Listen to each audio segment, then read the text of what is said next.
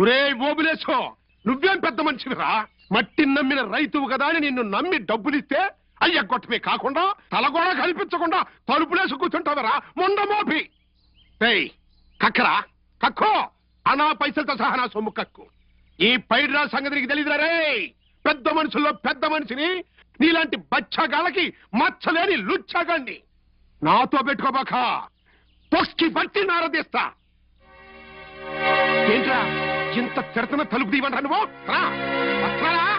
అమ్మనాయమ్మో, తిండికి లేకపోయినా తలుపులు మాత్రం యమ స్ట్రాంగ్ గా కట్టించాడండి. నీకు 5 అంకెలు టైం ఇస్తున్నా, మర్యాదగా సొమ్ము తీసుకొచ్చి నా చేతిలో పెట్టు, లేకపోతే నీ కొంపకి నిప్పెడతా. అందరూ వినండి. 1 2 3 కృష్ణాయుడు 4 అగ్గిపెట్టి.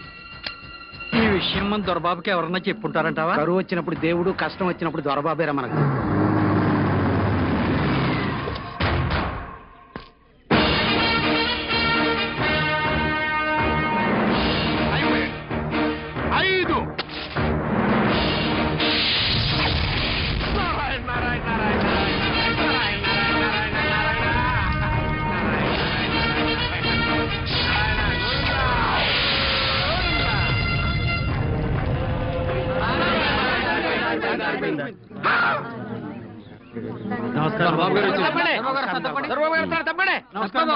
ఏంటి ఏంటి గొడవ?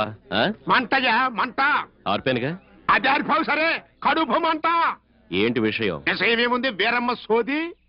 ఈ ఓబులేసు గారు నా పొలం కౌలుకి తీసుకున్నాడు. ఎరువులకు డబ్బులు లేవని 10,000 అప్పు కూడా తీసుకున్నాడు. అది ఇప్పుడు అసలు వడ్డీతో సహా కలిపి 12,500 అయింది. అసలు లేదు, వడ్డీ లేదు. కనీసం పెద్ద మనిషి వచ్చాడన్న ఇంగిత జ్ఞానం కూడా లేకుండా తలుపులేసి కూర్చున్నాడు. ఎట్టంటోనే తొక్కి బట్టి నార తీస్తే తప్ప. అసలు నీ దగ్గర డబ్బు తీసుకోవడమే వాడు చేసిన మొదటి తప్పు. ఇలా మొహం చాటేసుకుని కొంపలో దాక్కోవడం వాడు చేసిన రెండో తప్పు. నేను అడిగింది తప్పు లిస్టు కాదు. మోసుకో, నేను మాట్లాడతానన్నానుగా. ఓబ్లేస్ ఓబ్లేస్ తలుపుతే. ఇదిగో దొరబాబు వచ్చాను, తలుపుతే. నమస్కారం దొరబాబు. ఏంట్రా కంటన్నర నుంచి నేను కుక్కల మొరుగుతున్నాను, నక్కల కోస్తున్నాను, పైగా కొంపకి నిప్పెట్టాను, సొయ్యి సై లేదు. దొరబాబు గారు రాగానే మాత్రం పటక్కని తలుపు తీశావు. అసలు నిన్ను తొక్కి మూసుకో, నువ్వు వెళ్ళు. దిగో. వచ్చావా? పెద్ద పుడింగ్లా ఊపుకుంటాడు. అప్పుడు దొరబాబు గారు మాట్లాడుతున్నారు కదా. సర్లేవా నీ ఎగసగలాపు. అప్పు చేసి దాక్కుంటావా? నువ్వు రైతనవరా? ఈ తుండు పొలానికి వెళితే తల మీద ఉండాలి, 10 మందిలోకి వెళితే భుజం మీద ఉండాలి. అంతేగాని ఇలా తప్పు చేసిన వాళ్ళ నడుముకుంటకూడదు. అప్పు చేయడం తప్పు కాదమ్మా, కానీ దాన్ని ఎగ్గొట్టడమే తప్పు. అడగడానికి వస్తే ఇలా దొంగల ఇంట్లో దాక్కోవడం ఇంకా ఇంకా తప్పు. ఎందుకు ఈ వెధవ బ్రతుకు? దొరబాబు చంపే, దొరబాబు నన్ను చంపే. దేవుళ్ళు అంటే నీ కాళ్ళ మాట పట్టం కంటే నీ కాళ్ళ కడపడి చచ్చిపోవటం పేరు. దొరబాబు ఏంటి చేసినప్పు తీరుద్దాం అనుకున్నారు. వేసిన పత్తి పట్టు మొత్తం చిడబట్టి బూడిదైపోయింది బాబు. నోటి కాడ కూడిపోయినా మాట పోకూడదని దాని మెళ్ళలో తాళిబొట్టు, చేతి గాజులు, పిల్లదాని చెవు కమ్మలు మొత్తం అమ్మేసి సొమ్ము తీసుకురమ్మని బావమంత్రి పట్టం పంపిస్తే పోయినోడు తిరిగి రాలేదు బాబు. వాడు చేసిన మోసానికి మేము వీధులు పడ్డాం దొరబాబు. అప్పు కట్టలేవు, తప్పు కాయలేవు, ఎటు తోచక మేము చచ్చిపోవాలనుకుంటున్నాం బాబు. అవును దొరబాబు, చచ్చిపోతాం అనుకుని గంజిలో విషయం కలిపాడు మా అయ్య.